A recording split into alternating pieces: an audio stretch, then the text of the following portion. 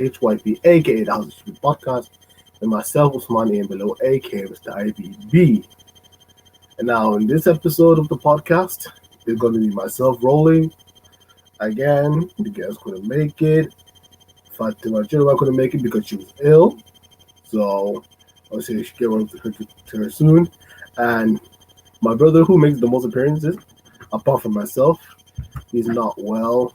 He has a bit of a headache. He said he couldn't make this episode of the podcast, so I just want to wish he gets well soon. And hopefully he can come back up for the next episode soon. Now, ladies and gentlemen, in this episode of the podcast, I have some topics to talk about, and I would like to hear your point of view on things. So the first topic, obviously, we're going to talk about is YouTube Rewind 2019 has been highly disliked by the people. Now, YouTube Rewind has been recently uploaded for the past week, and to be honest, it has not gone well with everyone else because the YouTube Rewind got 7 million dislikes, which makes that onto the top 5 most disliked videos of all time. The only other videos beating it, I think, don't quote me on it, is the YouTube Rewind 2018 and Justin Bieber's Baby music video, which honestly is still bad. No one likes it anyways. It's so 10 years ago. But apart from that, now, obviously I didn't watch the video because I knew it was not going to go down well. And from watching other people's videos talking about it, it's more talking about YouTube making it look from their point of view, not from the creator's point of view. Because if you saw last year's Rewind, it started out with Will Smith, and we all know Will Smith. He's one of the best actors in the world, Hollywood. He's up there. He was in the Rewind, and it didn't make sense because he was not a YouTuber. He was just an actor that has a YouTube channel. I remember talking about this last year. There are two types of people. One is the YouTubers who make videos constantly and post videos for their fans. The other ones are just people that have YouTube channels that just post their videos there, not regularly, but they do it from time to time. First question from Vajo asking, what is the YouTube Rewind? The YouTube Rewind is video created by YouTube where they look back at all of their most trending topics, viral moments that happen throughout the year. Now, like I said, 7 million dislikes is still a big ask because YouTube didn't make the Rewind based on what the fans wanted to see. It's just based on what they wanted to see. Now, we talk about YouTube right now. Right now, they don't really care about their content creators. They only care about the mainstream media. So it's like your CNN, your big companies putting their videos there, and they're the ones like making YouTube money. So they would rather put their time, invest most of their time on the ones making them money rather than the content creators, because most of the content creators that you know right now, they've been in the YouTube business for a long time. Some of them have been on it since 2007, 8, 9, 10. They've been making videos for years. They've sacrificed a lot just to get to where they are, and for like YouTube not to really care about them, it's just a slap to the face, in my honest opinion. And when you think about it, like, if you look at like T-series, YouTube cares about the T-series because it's making them money. Other people are making money for them. And it's only, when it comes to content creators, they only care about the main ones making the videos for them. Because you have big, like, even if that is a big ask, like, that is not even true because YouTube, because PewDiePie is the highest subbed YouTuber in the world. But then again, they don't care about him because what other mainstream media, big companies say about him, YouTube would most likely take their side. And even though the CEO of YouTube, which is Susan, he talks to other YouTubers, but they don't. But I don't think she cares about what they have to say. She'll act like they do, but actions speak louder than words. If you really think about it.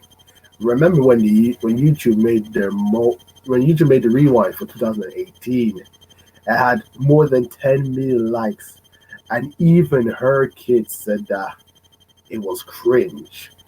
Now the fact that your own kids is saying that the product that you're the company of say that it's cringe, there's something wrong.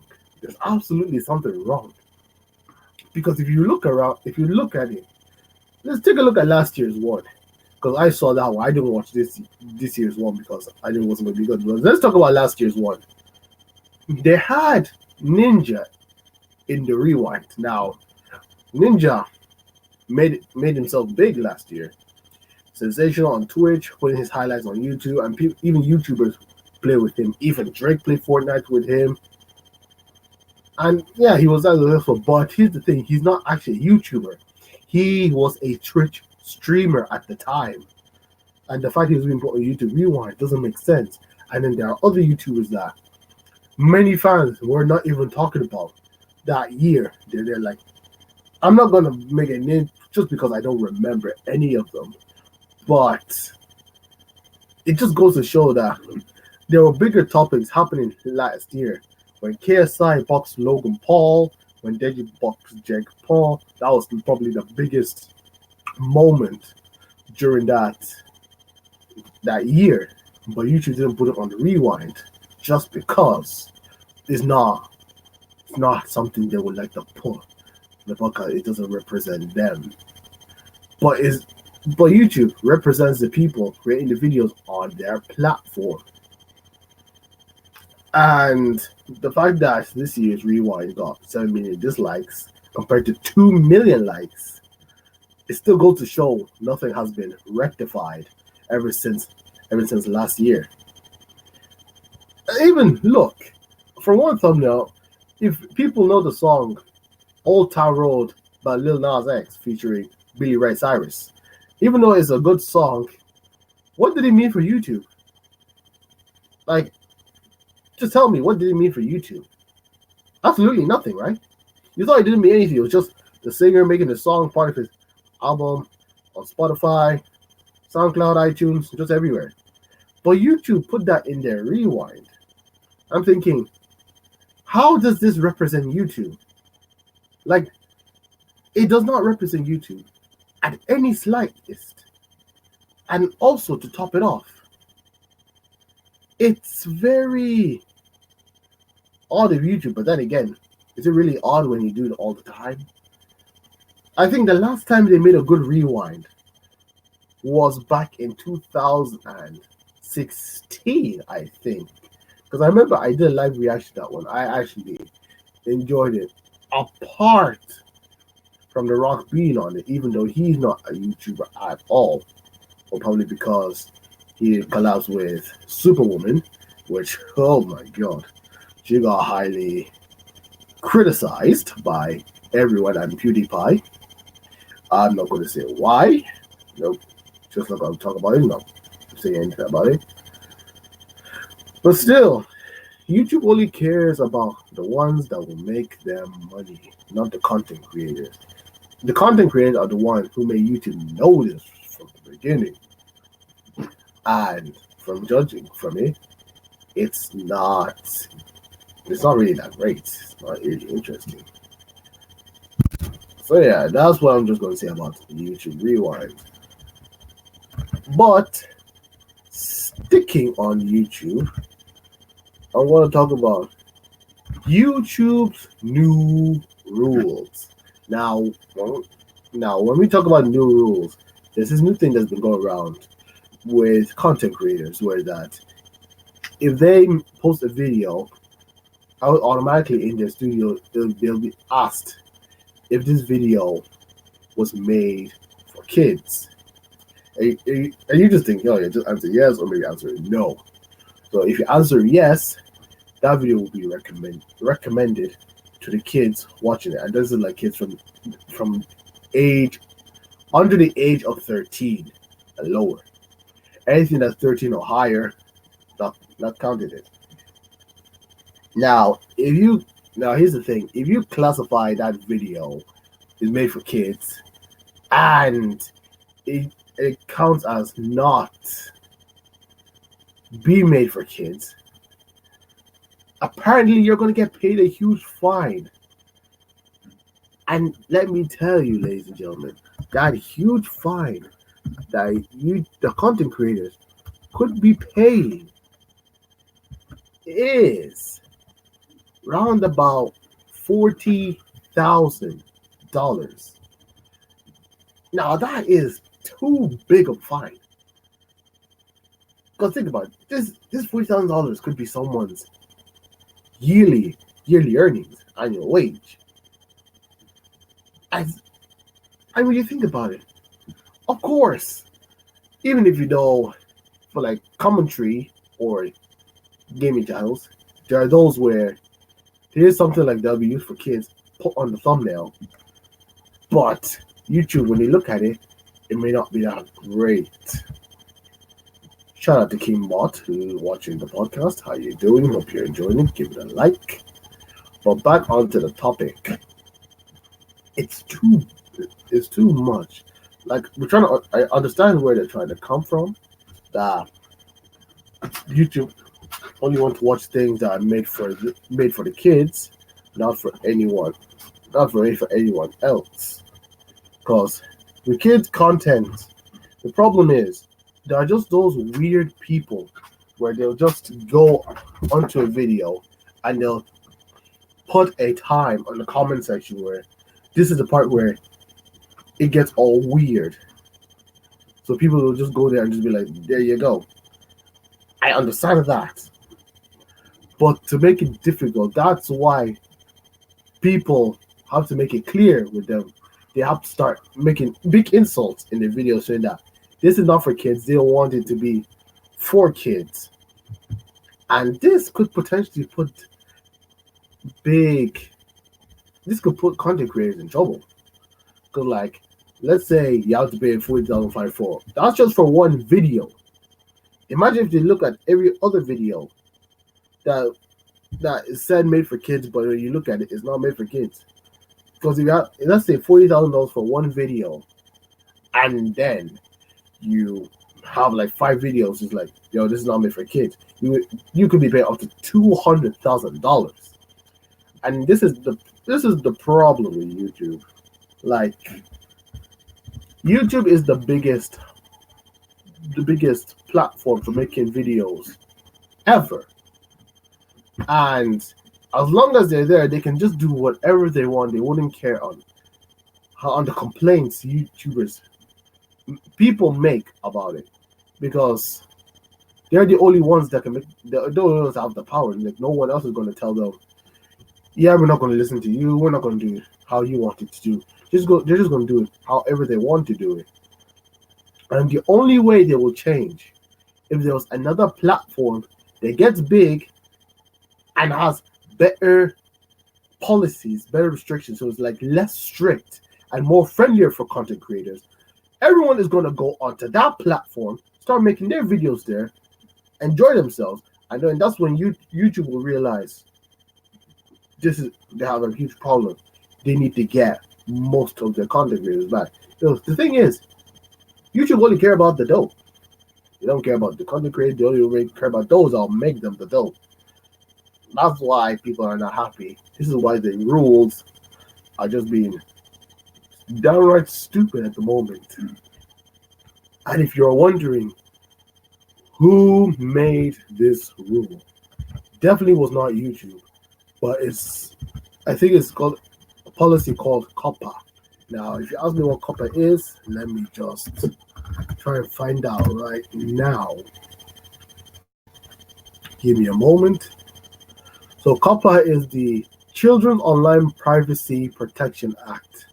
So The Act of 1998 is a United States federal law. No, no, no, forget that. Basically,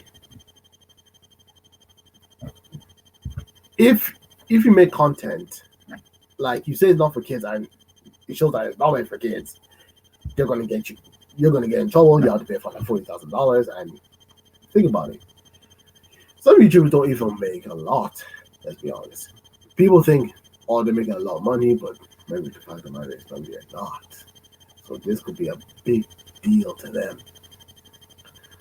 And even when they get their videos monetized, it's just because of one second. Just 1 second of video where it has like a little bit of music. Just 1 second. And that is why the video will get demonetized. That's why YouTubers would prefer to get sponsored by other companies. Just promote their app, promote their website, promote what they do, and YouTubers get paid for that. So if this is going to be the constant problem, then it's not going to go well. The only way this can be solved, in my opinion, if other big, another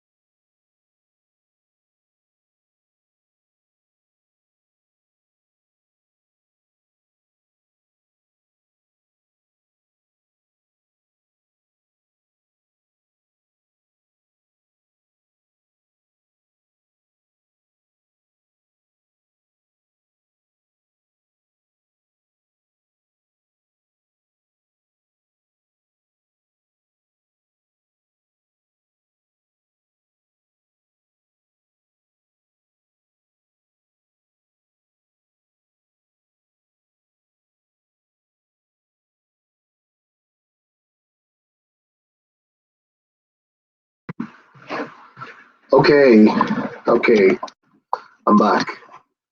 I apologize for the system going off the way it did. I apologize. Just the system went off, so I had to pick up the other one, and now we're back on. And I just have to put a disclaimer here.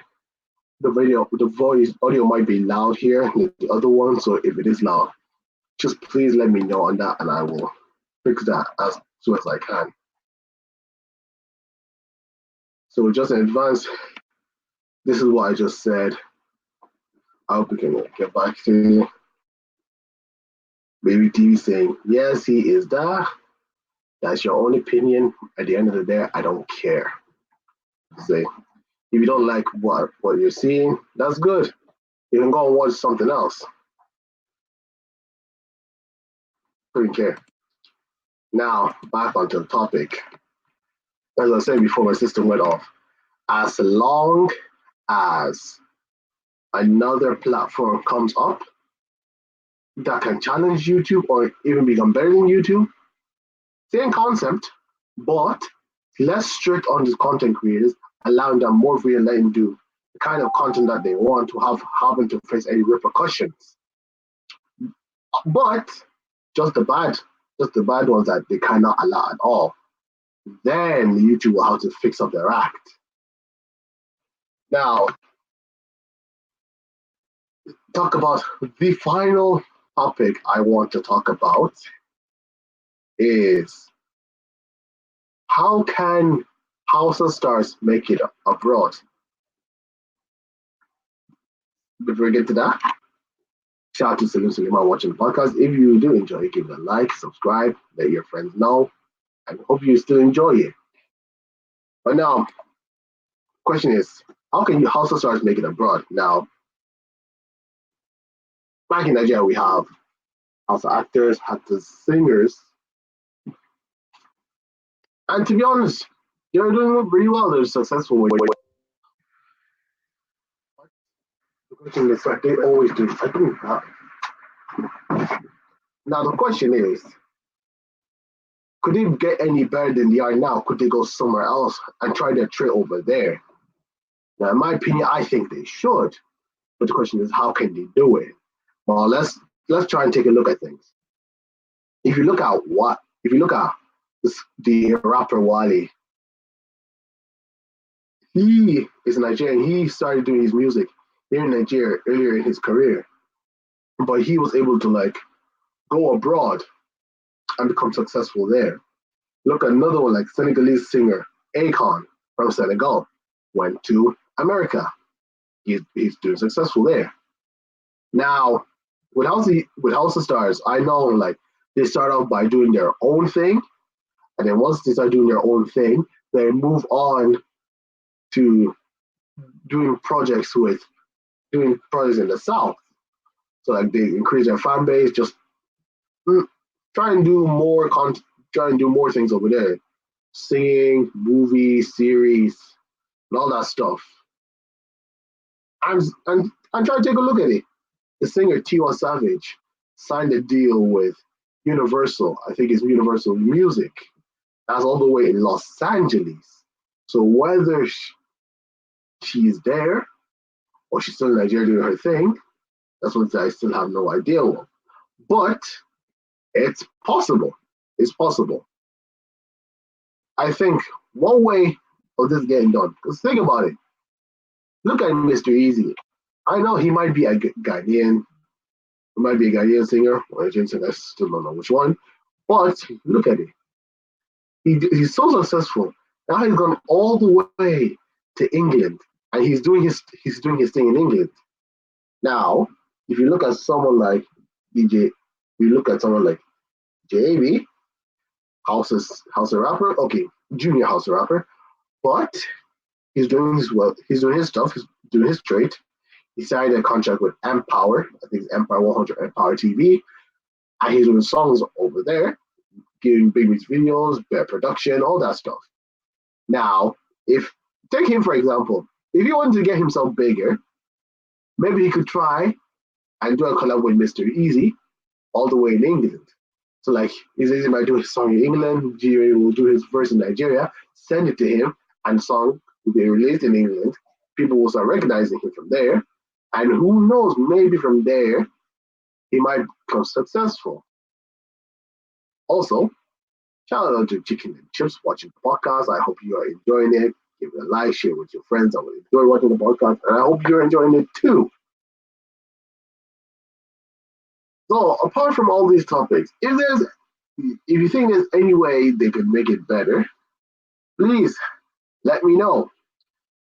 And that's the topic I wanted to talk about. Done and dusted. Now, I just want to announce this to all of you, ladies and gentlemen. From this episode, we are going to be taking a break. Yeah, we're just going to be taking a break. We're just going to allow everyone, to just enjoy the holidays, and we will return as soon as, let me just get it right. We will return as soon as January 11th, at least. So what will I try? What will happen by then? I'm gonna try and turn all these podcasts into audio. I try and put them on Google Podcasts, SoundCloud, iTunes, and Spotify. Now, maybe I not be able to put on all of them, but I will try and do it there.